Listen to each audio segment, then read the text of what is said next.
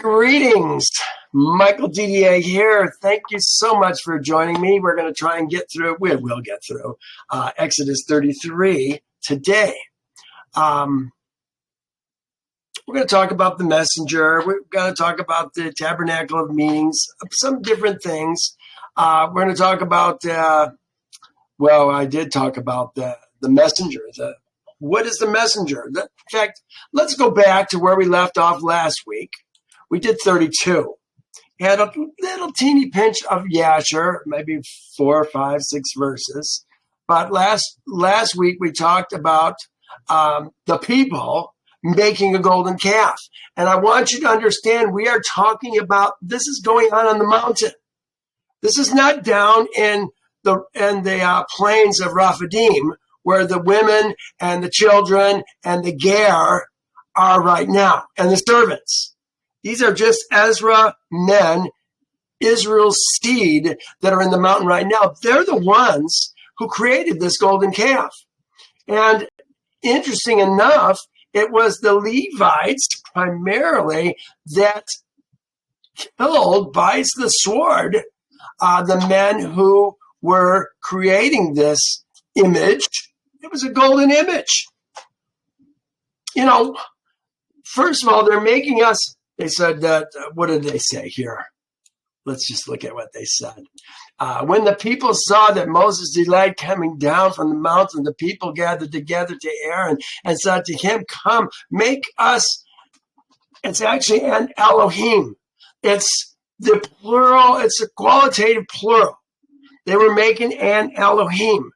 This is what we've done with Jesus. We have made an Elohim, a golden calf, and we violated the first commandment.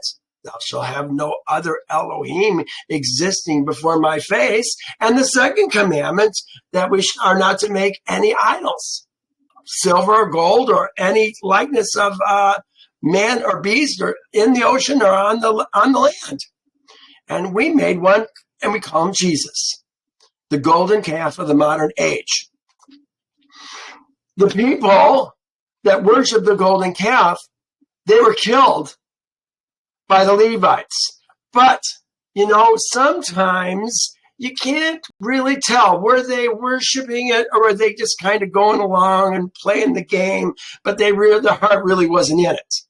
And this is why I think Moses ground up the golden calf and put it in their water.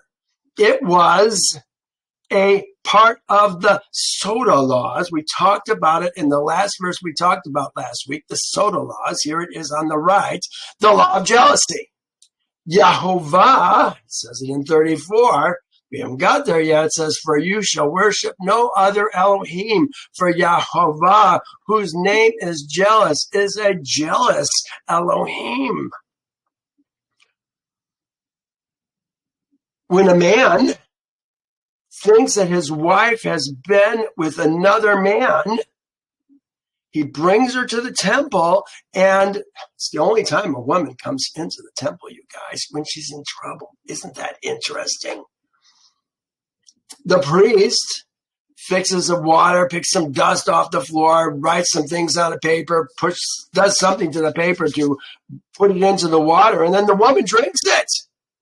And if she has been unfaithful, her stomach swells and her thigh rots, and she goes back to her people, and she's anathema among her people because she is an unfaithful woman.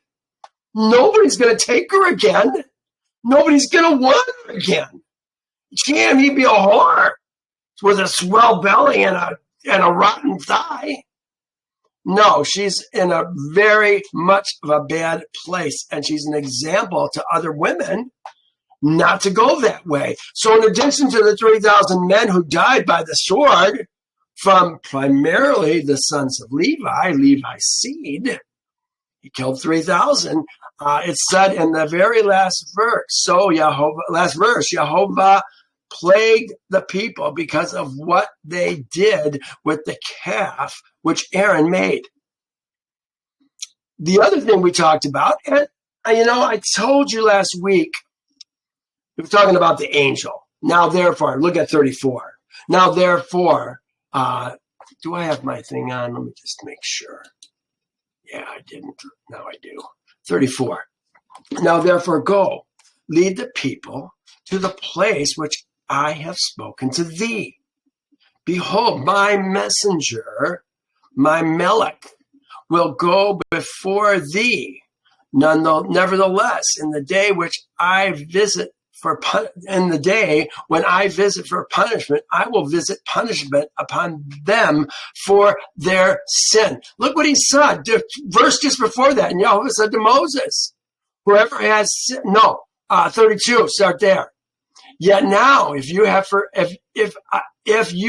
thou wilt forgive their sins, but if not, I pray, blot me out of the book which you have written. So he's saying, strike me, Father, don't strike the people. What a great man. Greater love has no man than he lays down himself for his brother. And Yehovah said to Moses, whoever has sinned against me, again, are they not all dead? See, I think they're not, because they don't know a man's heart. There was people out there. There are some people who were obviously involved in the sin of creating this idol and worshiping this idol. But there's some that we don't really know about for sure. And I think this is where Yehovah's going. Whoever has sinned against me, I will blot him out of my book. You know, we always have to think. And I know as a Christian, I thought the same thing. I thought I was Yehovah's man. Didn't know his name. I was the Lord's man. You know, that's how it goes. We don't even know his name.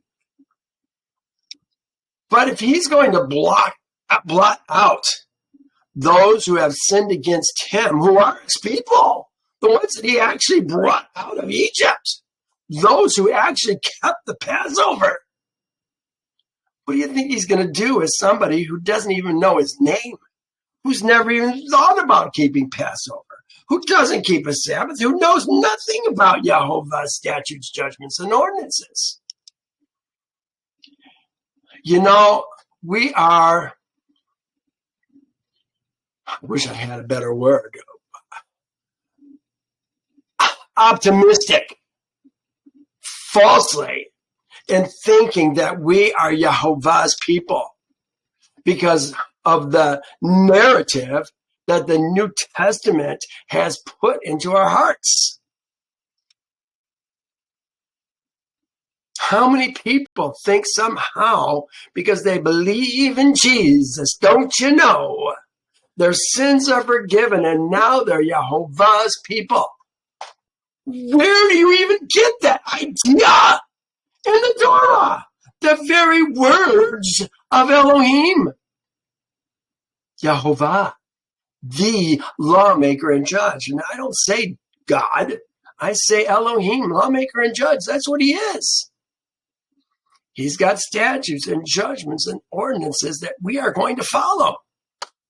So, last week, as I said, Moses came down from the mountain. Here he is returning. Moses turned and went down from the mountain. Yehovah just said, they're screwing up. Sure enough, they were. And then at the end, Moses went back up. Then Moses returned, Yehovah, 31.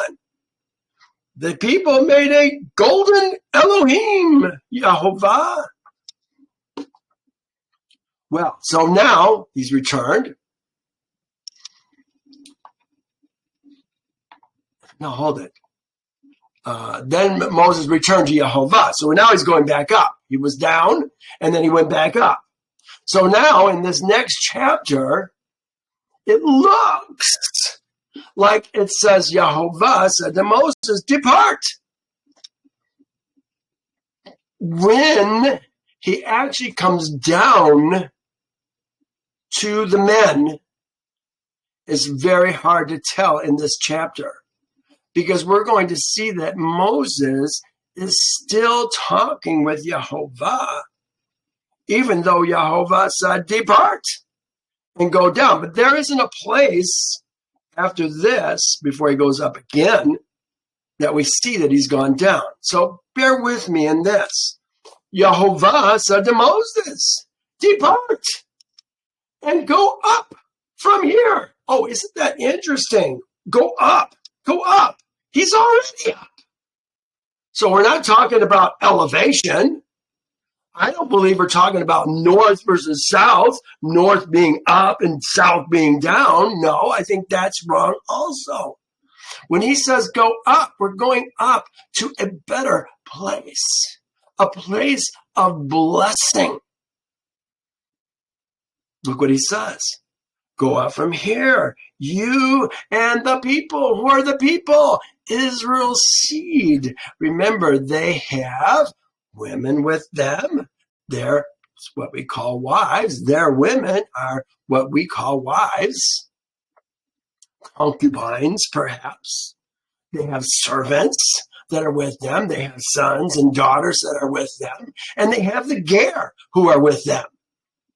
But when he's talking about you and the people, he's talking about Moses and Israel's seed. Really, I should have this in yellow. Thou and the people whom thou hast brought out of the land of Egypt. Isn't that interesting? He's saying, thou hast brought out of the land of Egypt. Moses brought him out, or Yehovah brought him out of the land of Egypt.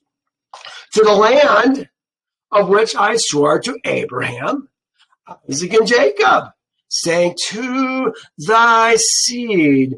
It was Abraham's seed, Isaac's seed, Jacob's seed. To thy seed, descendants, the word is seed. This is it right here. Ezrach. To thy seed I will give it. Give what? Give the land. To the land which I swore to Abraham. It's about the land and the seed. Think about this. The land and the seed. Don't let that leave your mind. This is why the promise of the land and the seed is given to Israel, who is what? Ezra Haaretz, the land's seed. You could say it's the land's firstborn. I don't usually consider Ezra men firstborn, but they are firstborn. Let my son, my firstborn, go, that he may serve me. This is a second birth. These are second-born men. Happens at Passover, after they're circumcised and then draw near and eat the Passover lamb. Women are not going to inherit the land. The land is inherited by these Ezra men. The men have women with them, sons, daughters, and you know what? A lot of people will try and interrupt me right here and say, well, what about the daughters of Zelophehad? They were given the land. Well, you know, if that's what you're thinking, you're showing your ignorance of the scriptures. Sorry to say that. The daughters of Zelophehad, one chapter later, I wrote an article about it. This is it right here. Go to my website. Just search for daughters. It'll come up right away. Daughters of Zelophehad. But the daughters were required to marry a man within the same tribe so that the land would stay with the tribe. It doesn't go to the ladies. It goes to the man that they're going to marry. It's kind of a, what do you call that when the woman brings, you might know, brings kind of a dowry into the marriage. Dowry, I guess that's the word. Yeah, they're bringing a dowry. They're bringing land to the marriage bed. But it's going to go to their man so that it stays in the tribe. You follow what I'm saying? I just allowed you to speak too, Sim, if you decide you want to say something. So, we're talking about the seed of Abraham, Isaac, and Jacob. Jacob's beni, or beni Jacob, beni Isaac, beni Abraham. This is who we're talking about. He says, I will send my angel. the word send here is this word here, shalach. Remember, the shalach has the same authority to speak for the one who sent him. And messenger is this word melech, which usually is, he's a shalach, a sent one, is kind of a messenger. I always like to refer to Eliezer. Remember when Abraham sent Eliezer to get a bride for Isaac, and he found Rebekah? And he spoke for his master in finding a bride for Isaac. He spoke for Abraham. Well, this is what the angel does. This is what the messenger does. Now, who is this messenger? We're going to see that this is a little bit different than what we would expect, because we tend to think about a man or perhaps an angel. I think we're going to see it's going to be a little bit different today. Here I put, is the pillar of fire the messenger? Joshua, is he the messenger? Is Moses the messenger? That's what I would have guessed originally. But I think it's a little bit different after reading this portion of Scripture. And we'll see if you agree with what I have to say. You know, you got to think this through for yourself. I'm really speaking to men primarily. There are some women who are more skilled in understanding Yehovah's word than many men are.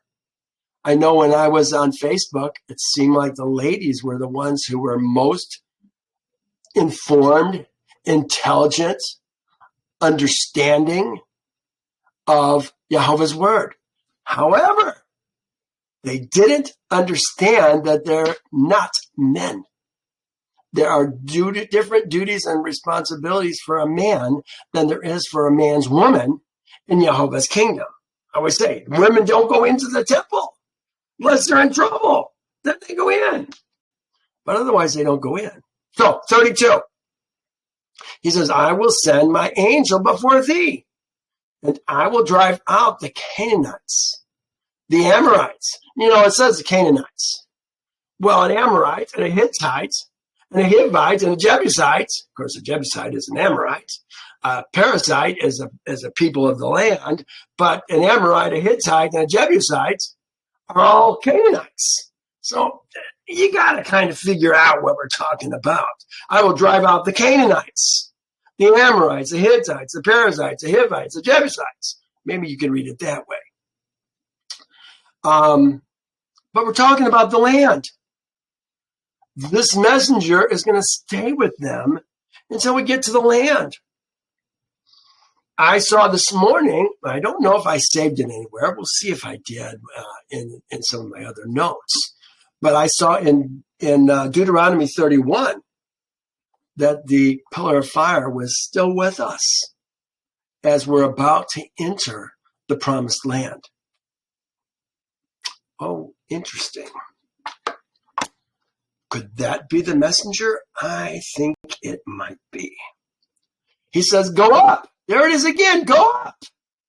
Remember, we're not talking about elevation.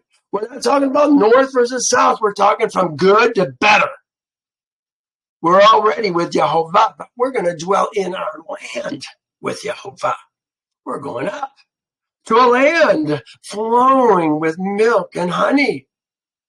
He says, well, I will not go up in your midst, lest I consume you on the way. For you are a stiff-necked people. Oh, Yehovah is pissed at Israel for what they've done with this golden calf. He hasn't forgotten. It's only been a chapter.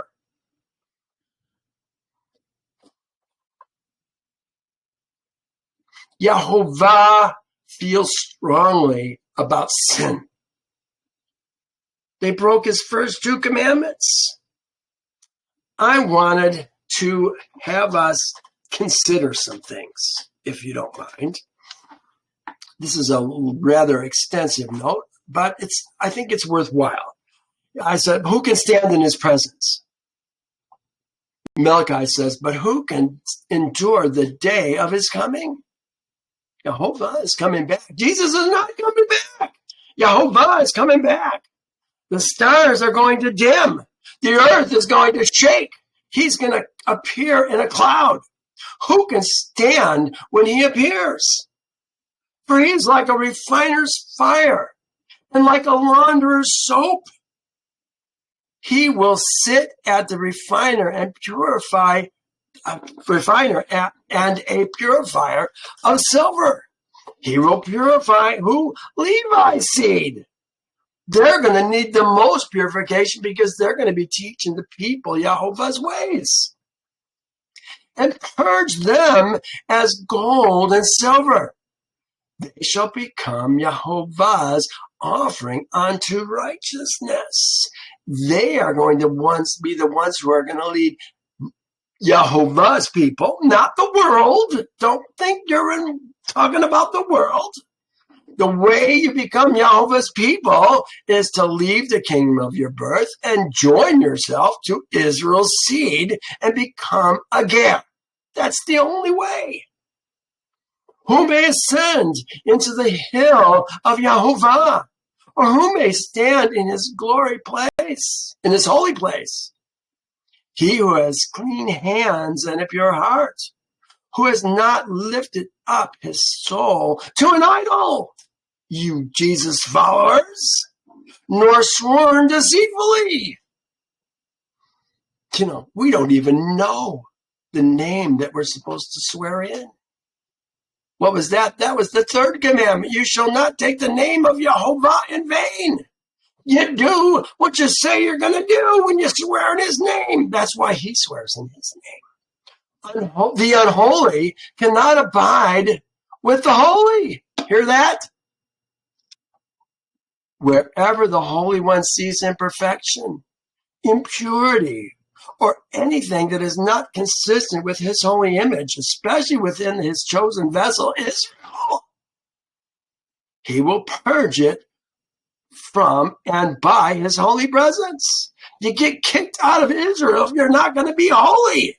Therefore, Aaron and all subsequent Kohanim priests are warned not to presume to come into the presence of the Holy One at all times, nor on their own terms. Remember, that's why his two sons died, because they went in with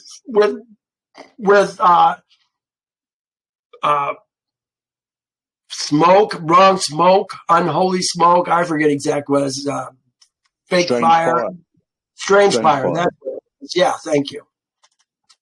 Now here's another one. And Yehovah said to Moses, tell Aaron your brother, not to come at just any time. Here it is, what he's saying, into the holy place inside the veil before the mercy seat, which is on the ark, lest he die. Even he's going to die if he's not doing what he's supposed to be doing. I will appear in a cloud above the mercy seat. Yehovah always appears in a cloud. Woe to those who call evil good and good evil, who put darkness for light and light for darkness, who put bitter for sweet and sweet for bitter. Woe to those who are wise in their own eyes and prudent in their own heart. Listen to what the rest of this says. Because they have rejected the law of Yehovah of hosts. Oh, but don't you know we don't have to keep those laws anymore, Michael? And despised the word of the Holy One of Israel. Therefore, the anger of Yehovah is aroused against his people. He's talking to his people when he's saying he's not talking to the world. The world has no clue. They're still sleeping. A lot of people are waking up these days, and they're going right back to Jesus for crying out loud. They don't know. I'm hoping some of these documents that are coming out of the Vatican are going to help these people wake up to the truth of who Our Father, which art in heaven, hallowed be thy name. They don't know his name. His name is Yehovah, not the Lord. You know, I sound mad, and I don't mean to sound mad. I am passionate. I am troubled by what I see out there every day. You know, there's some very, very sincere men and women who are following this golden calf and haven't a clue what they're doing. We've got to go deeper. He's not going to have a stiff-necked people. He was ready to destroy Israel. And Moses went up and saved them. He's still talking about destroying them. And there's probably some that are going to die with swollen bellies and rotten thighs even now. Remember, he's still talking about the men who are up on the mountain. We haven't even gone down to Rephidim yet. All right. 4. And when the people heard, these are the men people, Israel's seed, heard this news, they mourned. And no one put on his ornaments. This word ornaments is this word right here. Adi, trappings, articles of dress, of adornment that often witness a person's position of rank. Maybe this is something that made them better than someone else. I don't know exactly how it is, but they're putting them all off. They're going to be the same. It seems that they are all making themselves equal before Yehovah, equal to each other before Yehovah. Now look at the next verse. I think these verses are out of order. Look what it says. For Yehovah had said to Moses, say to Israel's seed, beni Israel, you are stiff-necked people. I could come up into your midst in one moment and consume you. Now, therefore, take off your ornaments that I may know what to do with you. So then, and when the people heard the bad news, they took off their ornaments. All right, so that seems like it's out of order to me. But that's me. So, Israel's seed stripped themselves of their ornaments by Mount Horeb. Mount Horeb. I had to look at that. Horeb. I thought we were talking about Sinai. Well, it talks here. It says the desert or mountain of dried up ground, and general name for the whole mountain range. That's the whole mountain range, of which Sinai is one of the summits. So when we talk about the mountains of Horeb, I think that's what we're talking about. This does say mount. This says Har. It doesn't say Harim. It says Har. So it makes you think that the mountain is the name Horeb, but I think that the mountain range is Horeb.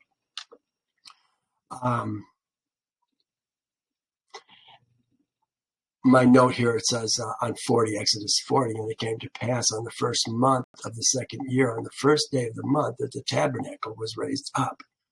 Why do I have that? I feel like that is on the wrong page because we're not talking about anything to do with the tabernacle right here. I think it goes in the next verse. So let's go to 37. Moses took his tent. It says Moses took his tent. No, it says, and Moses took the tent. Ohel. Moses took the tent and pitched it outside the camp, far from the camp, and called it the tent of meetings. Let me see what my note says here now that I just took out. Does it make more sense here? Paste. Yeah. This is the tent. Okay, the tent. This is the tent of meeting, not the tabernacle that Moses will assemble at the foot of the mountain. Here is when he assembles it. And it came to pass in the first month of the second year on the first day of the month that the tabernacle, this is the Mishnah, was raised up. So this is not the tabernacle. This is the tent of meetings. You know, I feel like this is the place, and I wrote a note. It was in my notes, another place on YouTube, in fact, that this was the meeting tent that the 70 elders used, which would make sense when they met together. So Moses is taking the tent of meetings,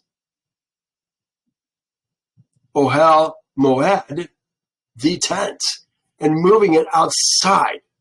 So this is not his tent. I don't know why they put his tent, and pitched it outside the camp, far from the camp, and called it they put Tabernacle of Meetings. Every time they put Tabernacle of Meetings, it's not the Tabernacle of Meetings. That is not going to be raised up until 40. Then that's when the tabernacle is going to go up. This is the tent of meetings. So every time you read tabernacle before you get to 40, know that we're pretty much talking about the tent of meetings. But look what is going to happen in this tent of meetings.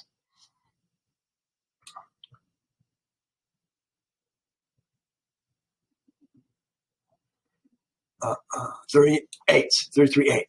So it was, whenever Moses went out to the tent, here it is, the tent, the tent, that all the people rose up. Who are the people? Each man stood at his tent door. The people are all men. There are no ladies on the mountain right now. They're still down at Rephidim. And watched Moses until he had gone into the tent. There it is, the tent. Watched Moses, gone into the tent.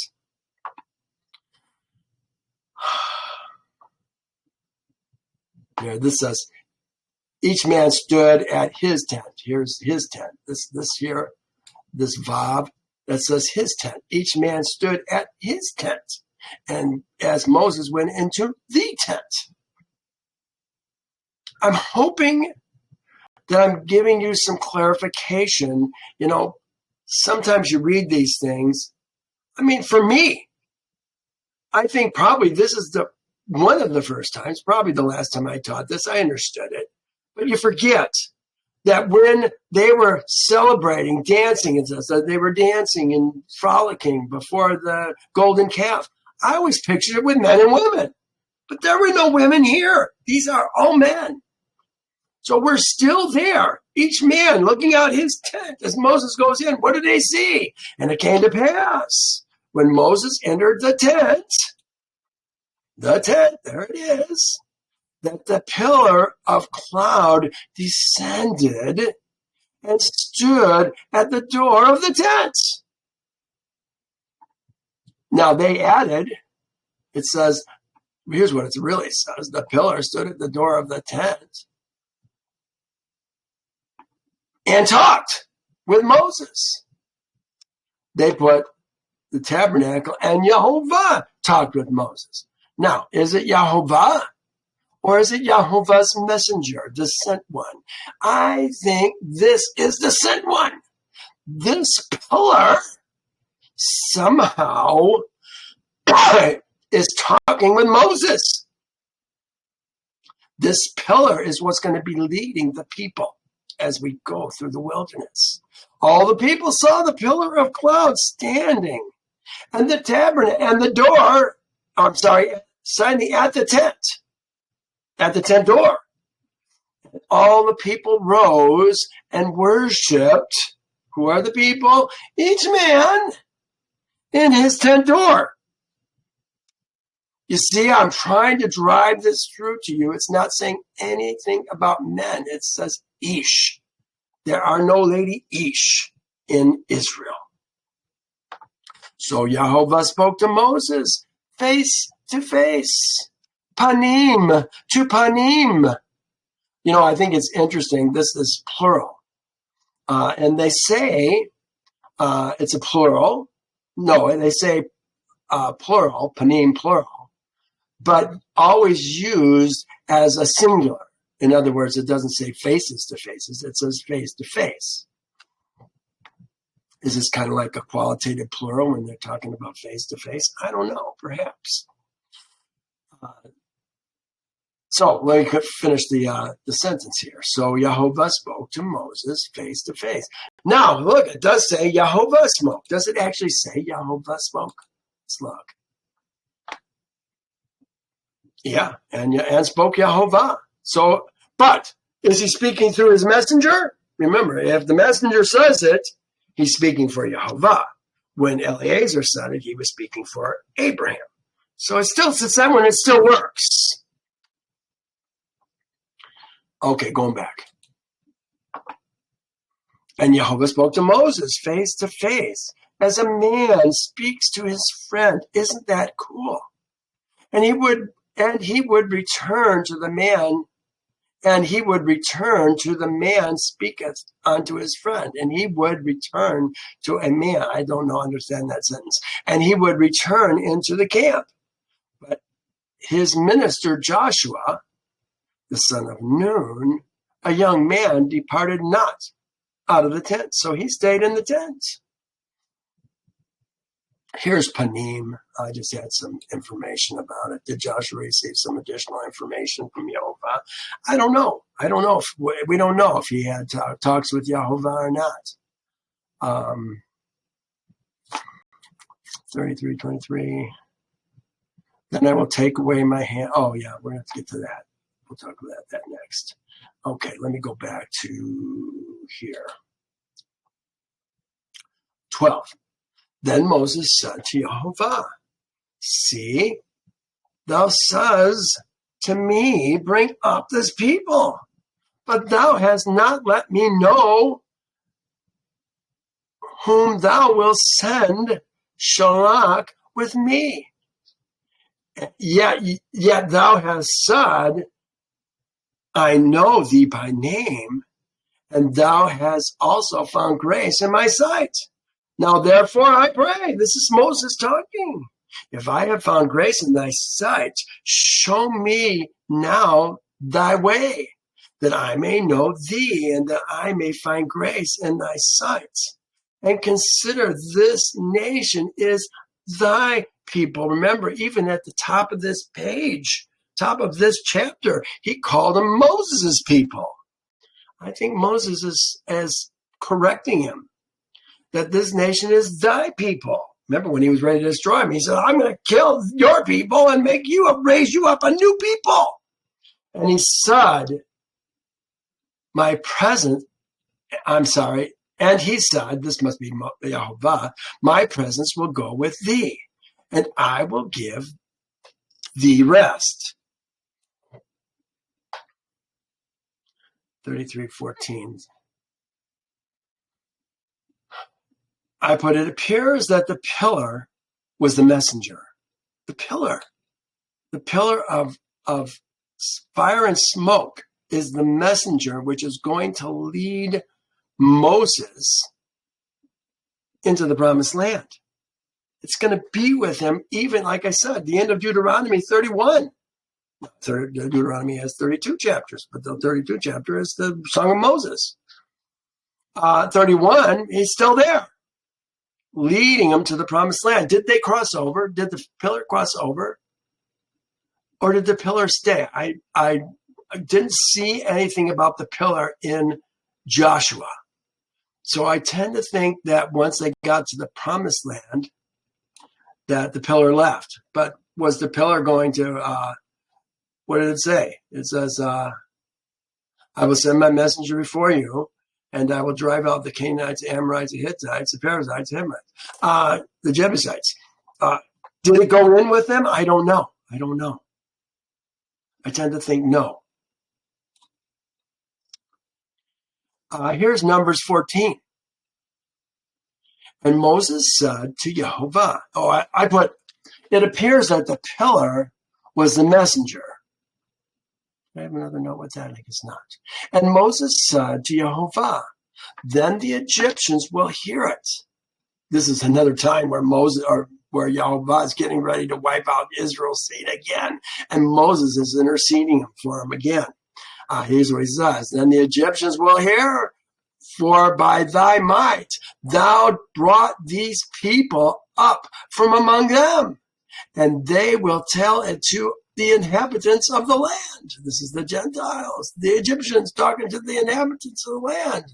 They have heard that thou, Yehovah, he's really making it very clear. This is you, Yehovah.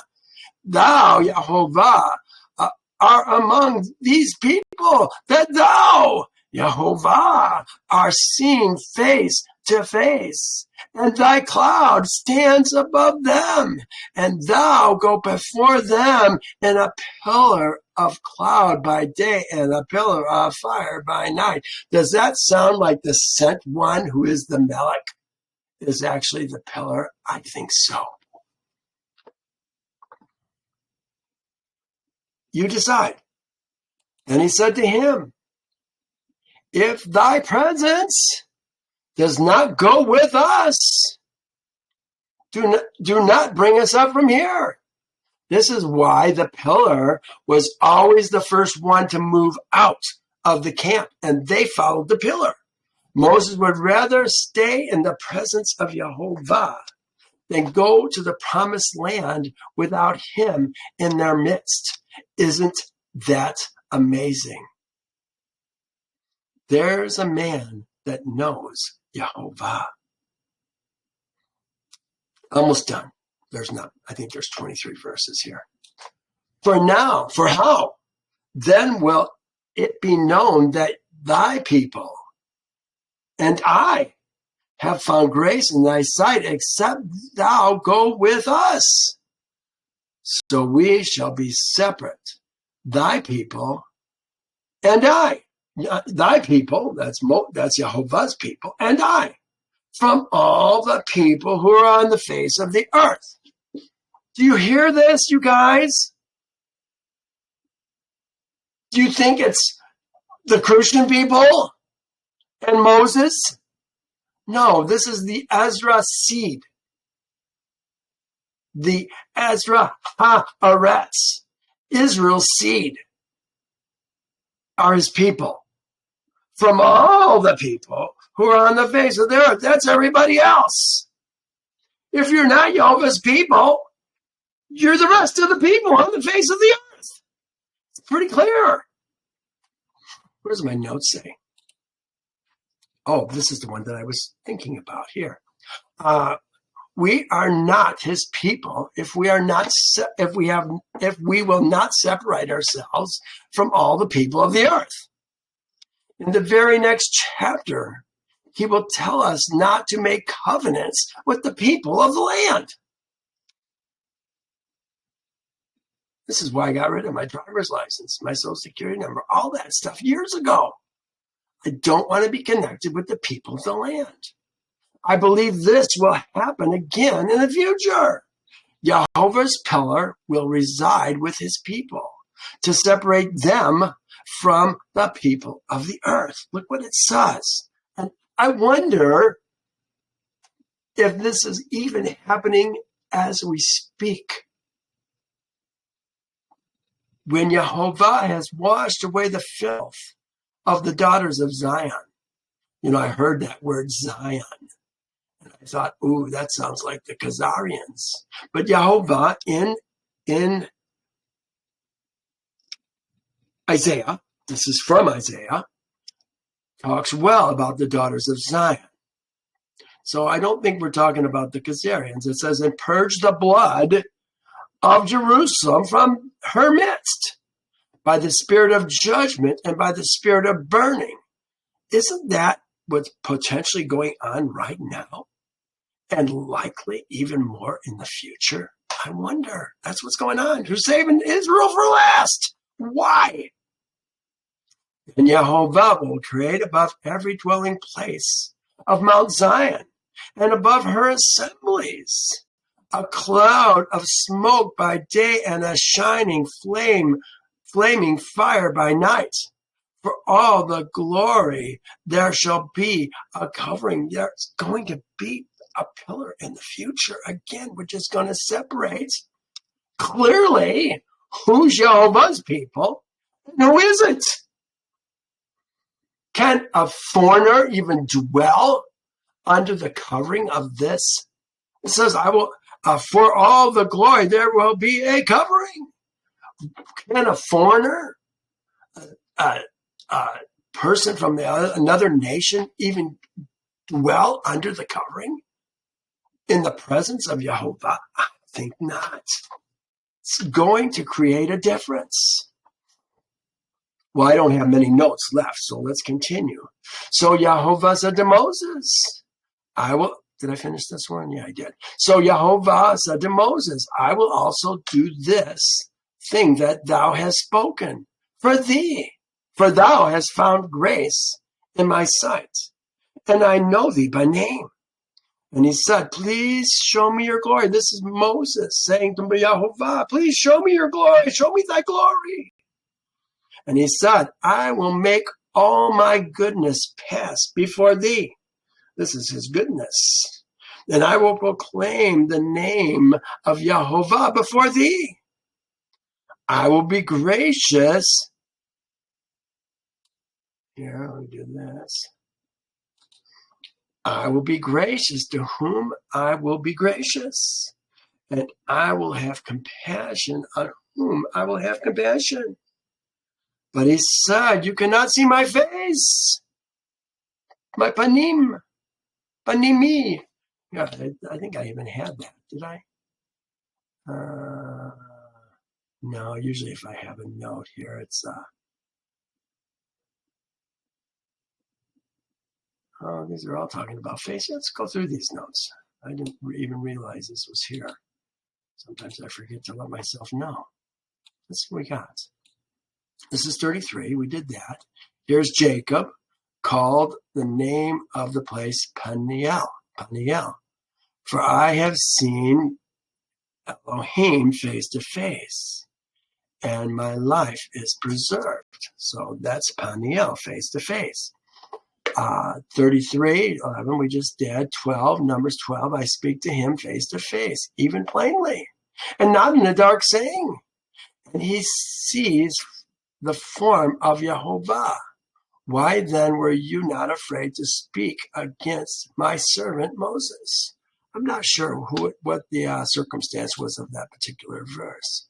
And they will tell it to the inhabitants of the land. They have heard that thou, Yehovah, are among these people, and that thou, Yehovah, are seen face to face, and your cloud stands above them, and you go before them in a pillar of cloud by day and a pillar of fire by night. Yehovah talked, Deuteronomy, Yehovah talked with thee face to face in the mountain, on the mountain, in the midst of the fire. 34. Oh, there's more than I've seen. There's 32 chapters. I wonder how many chapters there are in Deuteronomy. But since there has not arisen in Israel a prophet like Moses, whom Yehovah knew face to face, ... Deuteronomy has 34 chapters. Okay. And Yehovah said, here is a place for me. No, and Yehovah said, here is a place by me, and thou shalt stand, it says on the rock. I think it's in the rock. So it shall be, well, my glory passes by, that I will put thee in the cleft of the rock, and will cover thee with my hand while I pass. Then I will take away my hand, and thou shalt see my back, but my face you shall not be seen. Yehovah says, no one, anyone who sees my face shall die. We saw that earlier in this chapter. And here it is, my face, my panim. It's still a plural word, but it's got the yod before it, which says my. So they took off the yod mem, the im, and replaced it with that. It's a way of